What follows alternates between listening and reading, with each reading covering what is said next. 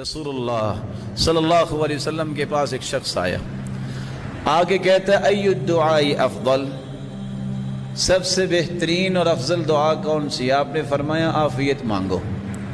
دوسرے دن پھر آیا، اللہ کے رسول کو اور دعا بتائیں جو سب سے افضل ہے، فرمایا عافیت مانگو۔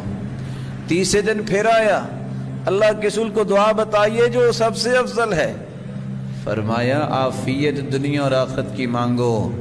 فَإِذَا أُعْطِيتَهُمَا فِي الدُّنْيَا ثُمَّ أُعْطِيتَهُمَا فِي الْآخِرَةِ فَقَدْ أَفْلَحْتَ۔ میرے صحابی، دنیا میں تمہیں عافیت مل گئی تو تم دنیا میں کامیاب، آخرت میں تمہیں عافیت مل گئی، جنت مل گئی تو تم آخرت میں کامیاب۔ رسول اللہ صلی اللہ علیہ وآلہ وسلم نے اس کے ساتھ یہ بھی فرمایا، مت موت کی تمنا کریں، کوئی بیمار ہے تو کہے یا اللہ موت آ جائے، یا کچھ لوگ زیادہ ہی بنتے ہیں اور کہتے ہیں اللہ جو آخرت کو سزا دینی ہے دنیا میں مجھے سزا دے دے، آخرت کو بچا لینا۔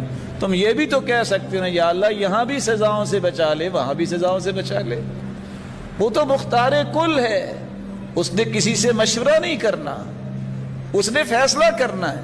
اس لیے اللہ کے رسول صلی اللہ علیہ وآلہ وسلم نے ایک شخص کو دیکھا جو بیماری میں چوزا بنا ہوا تھا، صحیح مسلم کی روایت ہے۔ اللہ کے رسول نے ایک سوال کیا، کہا تم کوئی دعا تو نہیں کرتے؟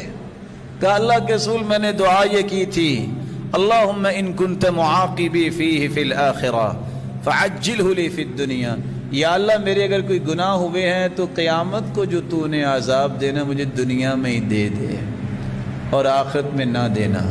اللہ کے رسول صلی اللہ علیہ وسلم نے فرمایا تم عذاب سہنے کی طاقت نہیں رکھتے، تمہیں یہ کہنا چاہیے تھا اللہم آتنا فی الدنیا حسنہ وفی الآخرۃ حسنہ وقنا عذاب النار، اللہ دنیا میں بھی عافیت دے، آخرت میں بھی حسن عافیت دے اور مجھے آگ کے عذاب سے ہی بچا۔ اس نے فوراً پڑھا، اللہ نے شفا دے دی۔ تو یہ مت کہنا چاہیے کہ اللہ جو آخرت میں عذاب ملنا ہے وہ دنیا میں مجھے مل جائے، آخرت میں نہ ملے۔ کہو یا اللہ دنیا میں بھی بچا اور آخرت میں بھی بچا۔